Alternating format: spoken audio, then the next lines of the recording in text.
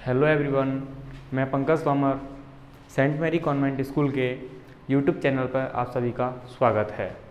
हाँ तो दोस्तों, आज हम क्लास एट्थ का chapter number first rational number start करने वाले हैं, जिसमें कि हम सबसे पहले देखते हैं what is a rational number. Rational number क्या होते हैं, रेशनल नंबर में क्या क्या कौन कौन से नंबर रेशनल नंबर में बिलोंग करते हैं, कौन कौन से नंबर हैं जो रेशनल नंबर में आते हैं, तो देखते हैं। सबसे पहले देखते हैं natural number. Natural number, what is natural number. So जैसा कि हम सब लोग जानते हैं कि नेचुरल नंबर क्या होते हैं। नेचुरल नंबर होते हैं all counting numbers.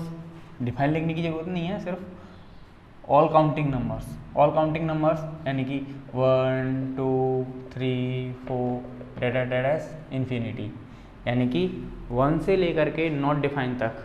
Not defined जिसमें कि ना तो डेसिमल वाले नंबर आते हैं और ना ही इंटीजर्स आते हैं, मतलब नेगेटिव नंबर नहीं आते।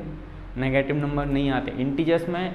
हमारे नेचुरल नंबर्स बिलोंग तो करते हैं, इंटीजर्स में बिलोंग करते हैं, बट यहाँ पे नेगेटिव नहीं आते हैं। ओके ना। और जीरो, नेचुरल नंबर में जीरो भी बिलोंग नहीं करता है। ओके दोस्तों। सो नेचुरल नंबर क्या होते हैं, all counting numbers are called natural number. और नेचुरल नंबर में कौन कौन से आते हैं, 1 2 3 4 डेटा डैश इन्फिनिटी। ओके, तो ये नेचुरल नंबर्स होते हैं। नंबर 2 देखते हैं अपन whole number.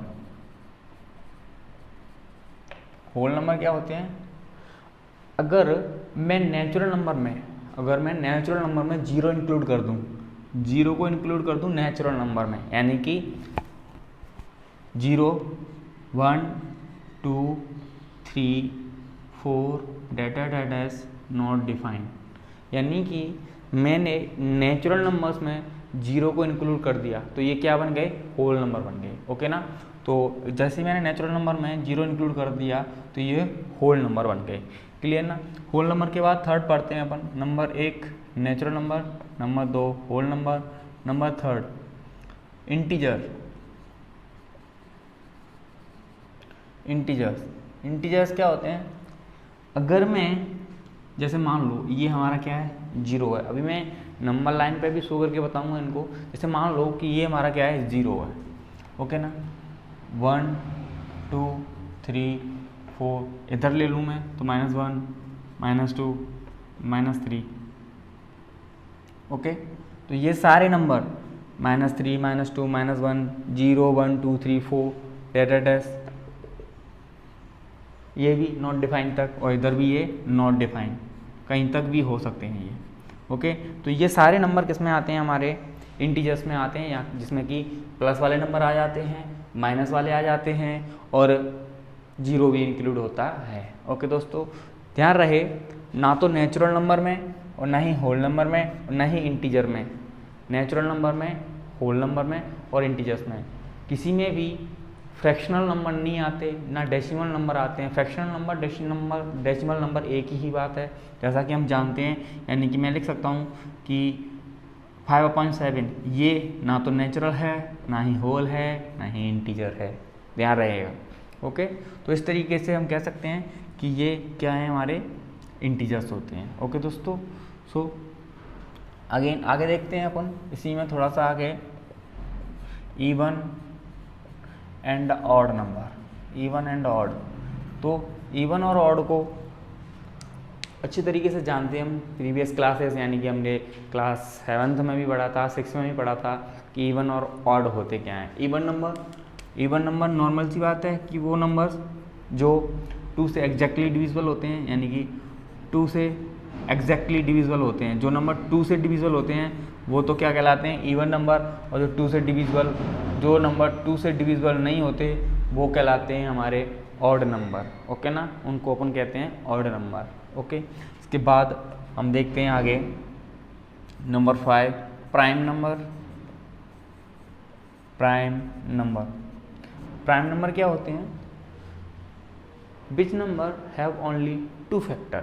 Which number have only 2 factor, यानी कि ऐसा कोई भी नंबर जिसके सिर्फ और सिर्फ 2 फैक्टर होते हैं, जिसके 2 फैक्टर होते हैं। 2 फैक्टर कौन कौन से, 1 and itself, 1 and itself, 1 and itself, 2 he factor होते हैं जिसके 2 फैक्टर होते हैं, वो क्या कहलाता है, प्राइम नंबर कहलाता है। ओके ना, प्राइम नंबर कहलाता है। सिंपल। तो ये होते हैं प्राइम नंबर जिसके सिर्फ और सिर्फ 2 ही फैक्टर होते हैं, या फिर कह सकते हैं कि ऐसे नंबर्स जिनमें सिर्फ और सिर्फ इटसेल्फ का डिवाइड जाता है, 1 का और इटसेल्फ का डिवाइड जाता है, वो हमारे प्राइम नंबर्स होते हैं। ओके फ्रेंड्स, सो ये हमारे प्राइम नंबर्स थे।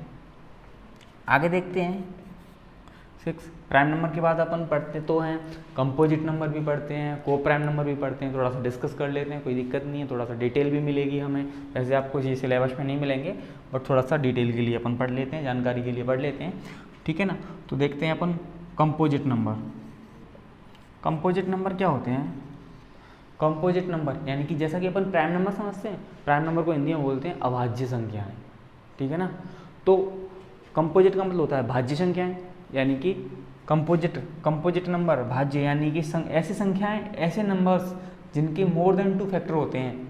मोर देन 2 फैक्टर यानी या कह सकते हैं कि ऐसी संख्याएं जिनमें 1 और इटसेल्फ के अलावा किसी और का भी डिवाइड जाता है, 1 और इटसेल्फ के अलावा किसी और का भी डिवाइड जाता है। यानी कि कह सकते हैं, जैसे मान लो कि 2 लिया मैंने, 2 में मान लो जैसे मैंने 2 लिया, अब 2 तो प्राइम होता है ना, क्योंकि 2 के फैक्टर लिखेंगे तो 1 और 2, यानी कि 2 में तो सिर्फ और सिर्फ 1 का और 2 का डिवाइड जा रहा है। मान लो ये ले लिया मैंने 4 ले लिया।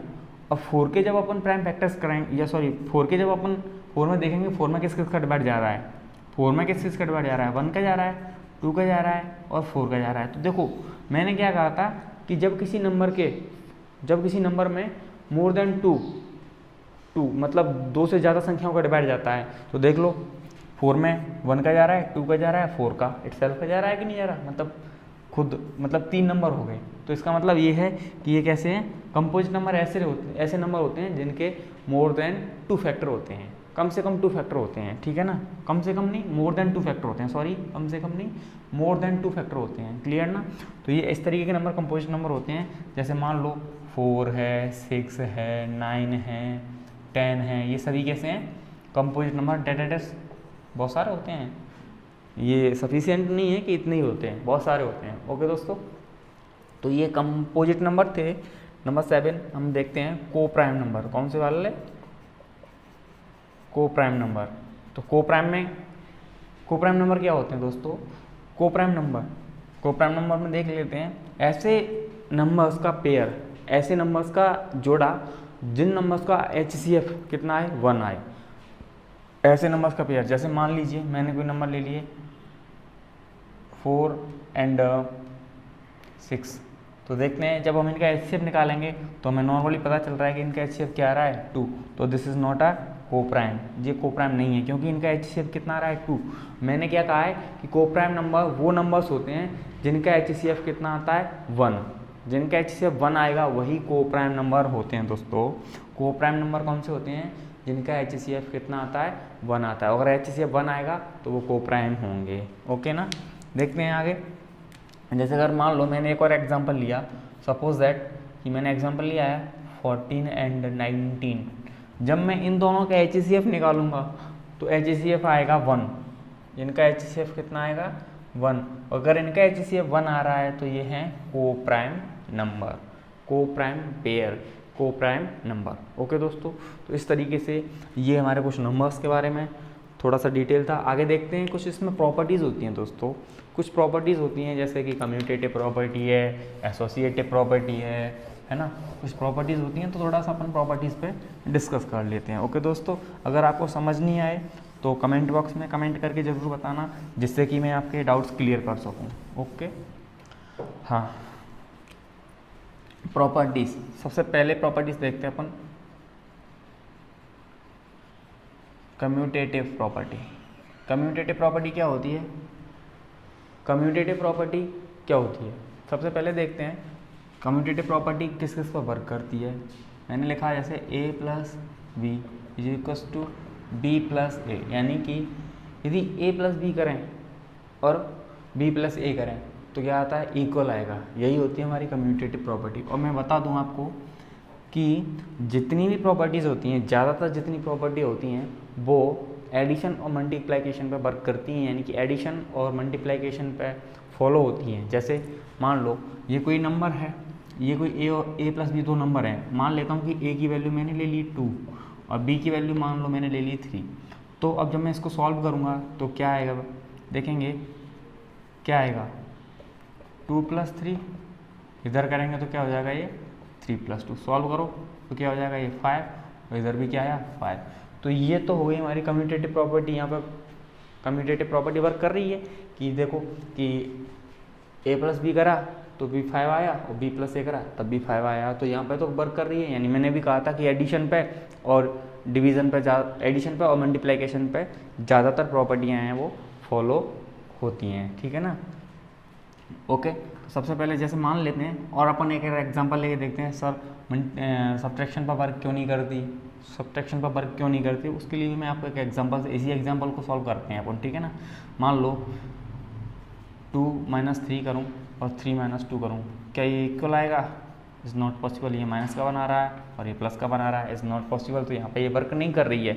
यानी कि मैंने जो कहा था वो ये कहा था कि एडिशन और मल्टीप्लिकेशन पे ही वर्क करती हैं। जो ज़्यादातर प्रॉपर्टी हैं वो एडिशन और मल्टीप्लिकेशन पे ही वर्क करती हैं। ओके दोस्तों, तो इस तरीके से ये मल्टीप्लिकेशन यानी ये कम्यूटेटिव प्रॉपर्टी थी। मैं आप सिर्फ प्रॉपर्टीज़ लिखा रहा हूँ, आप स्क्रीनशॉट लेते चलना। ओके, तो ये कम्यूटेटिव प्रॉपर्टी हुआ कर कम्यूटेटिव प्रॉपर्टी थी। Number 2 associative property. Associative property क्या होती है? यदि a + b + c करें, यानी कि a + b करके c में ऐड करें, या a + b + यानी कि या फिर ऐसे करें अपन b + c करके a में ऐड करें, तो आंसर सेम ही आएगा, यानी कि इक्वल ही आएगा। तो ये होती है हमारी एसोसिएटिव प्रॉपर्टी। ओके, ये होती है हमारी एसोसिएटिव प्रॉपर्टी। जैसे मान लीजिए 2 + 3 + 4, या फिर इसको मैं ऐसे करूँ 2 + 3 + 4। ओके, सॉल्व करते हैं, इन दोनों को ऐड करते हैं तो कितना हो जाएगा 5 + 4 और 2 यानी कि 7, यानी कि ये 9 और ये भी 9।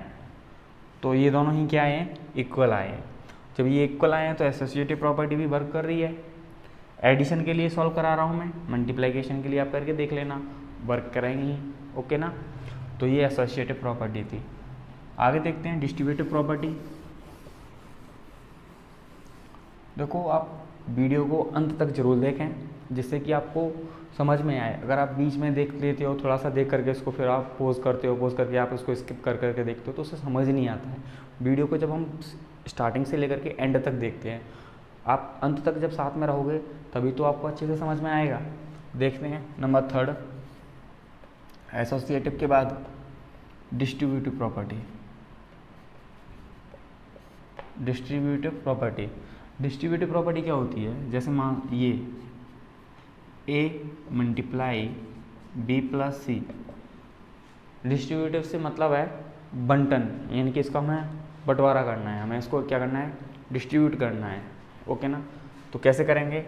a का मल्टीप्लाई b से करेंगे तो क्या हो जाएगा a × b प्लस a का मल्टीप्लाई c से तो a × c, यानी कि इस a का मल्टीप्लाई इस b से भी हुआ और इस a का मल्टीप्लाई इस c से भी हुआ।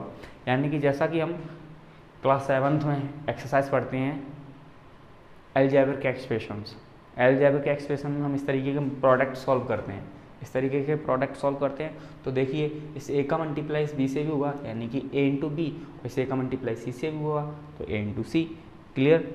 Is not difficult. ओके ना, ज़्यादा कोई डिफिकल्ट नहीं है इसमें, कुछ ऐसा इशू नहीं है, कुछ समझ नहीं आया आपको। ओके ना, आगे देखते हैं डिस्ट्रीब्यूटिव प्रॉपर्टी के बाद मल्टीप्लिकेटिव प्रॉपर्टी और एडिक्टिव प्रॉपर्टी। देख लीजिए नंबर 4 मल्टीप्लिकेटिव प्रॉपर्टी। मल्टीप्लिकेटिव क्या होती है? जैसे मान लो ये a/b कोई एक नंबर है, इसका मल्टीप्लिकेटिव इन्वर्स लिखूँ तो इसका मल्टीप्लिकेटिव इन्वर्स हो जाएगा b/a।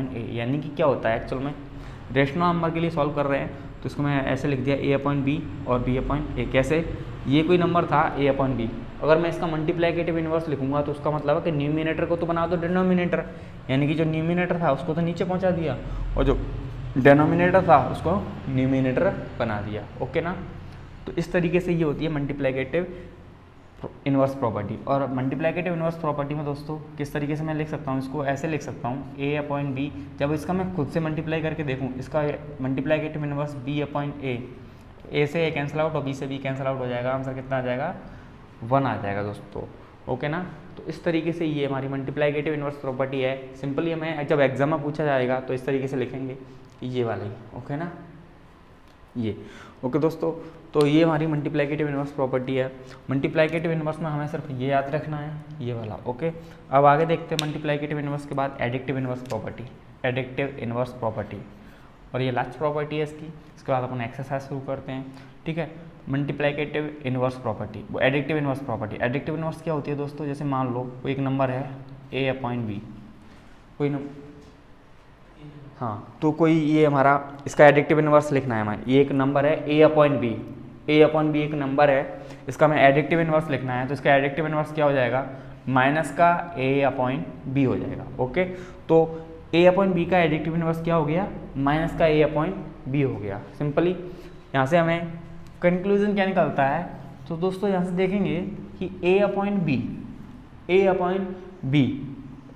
a/b का एडिक्टिव इन्वर्स क्या हो गया। सिंपली यहाँ साइन, एडिक्टिव इन्वर्स में सिंपल सी बात याद रखनी है कि साइन चेंज करना है। प्लस का है तो माइनस का कर दो, माइनस का है तो प्लस का कर दो, सिंपल। यानी कि ये क्या था a/b, तो इसका एडिक्टिव इन्वर्स क्या लिख दिया, ये प्लस का था तो माइनस का b/a हो गया, क्लियर। यदि माइनस का होता, यदि माइनस का है, मान लो ये a/b माइनस का है, तो इधर लिखें इसका एडिक्टिव इन्वर्स क्या हो जाएगा, इसका एडिक्टिव इन्वर्स हो जाएगा a/b। माइनस का है तो प्लस का, प्लस का है तो माइनस का, सिंपल, ओके। तो अब मैं इसका एडिक्टिव इन्वर्स यदि मैं इसी में ऐड करता हूँ, इसका एडिक्टिव इन्वर्स मैं इसी में ऐड करता हूँ, तो आंसर क्या आता है बेटा, देखेंगे a/b प्लस माइनस माइनस हो जाएगा और ये हो जाएगा a/b। अब देख लीजिए, जब सेम नंबर में से सेम नंबर को हम सब्ट्रैक्ट करते हैं तो आंसर हमेशा ही क्या आता है, 0 आता है। तो एडिक्टिव इन्वर्स प्रॉपर्टी में हमें एक्चुअल में क्या याद रखना है कि एडिक्टिव इन्वर्स प्रॉपर्टी हमारा क्या देती है, 0 देती है। देखो ये 0 आया हमारा, ये रहा, ओके ना। तो इस तरीके से हमें याद रखना है, ओके दोस्तों। सो नेक्स्ट अब अपन चलते हैं एक्सरसाइज पे। एक्सरसाइज 1.1 स्टार्ट करते हैं।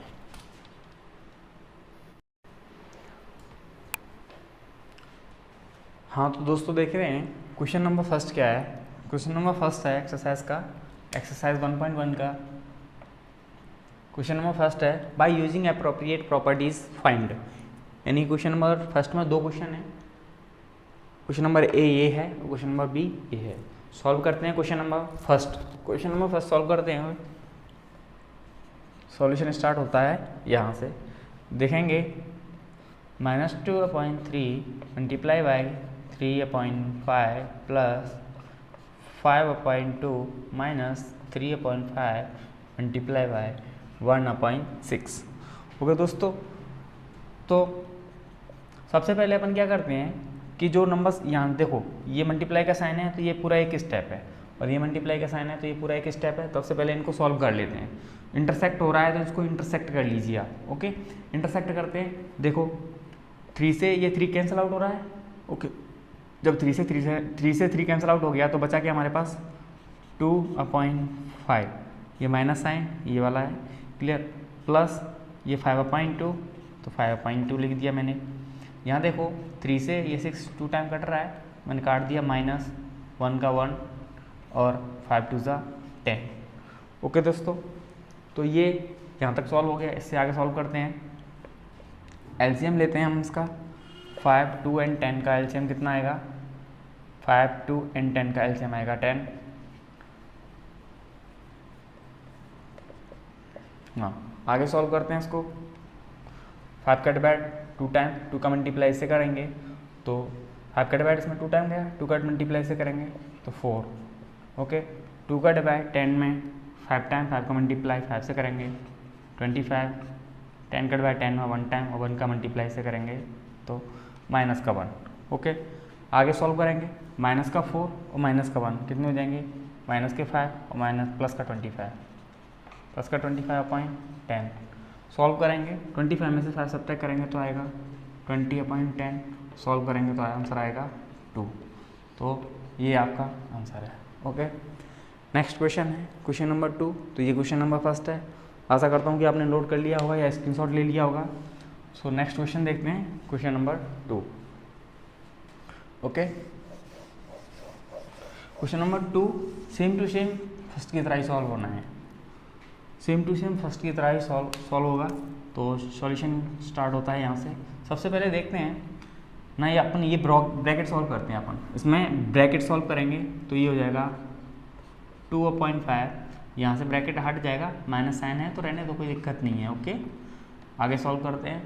1/6 मल्टीप्लाई बाई 3/2। अभी इस स्टेप में मैंने कुछ भी नहीं किया, यानी कि सिर्फ और सिर्फ ये ब्रैकेट यहाँ से ओपन कर लिया है। ओके, ब्रैकेट ओपन कराया मैंने अभी यहाँ से सिर्फ और सिर्फ। आगे सॉल्व करते हैं तो देखो एक स्टेप ये रहा, एक स्टेप ये रहा और एक स्टेप ये रहा।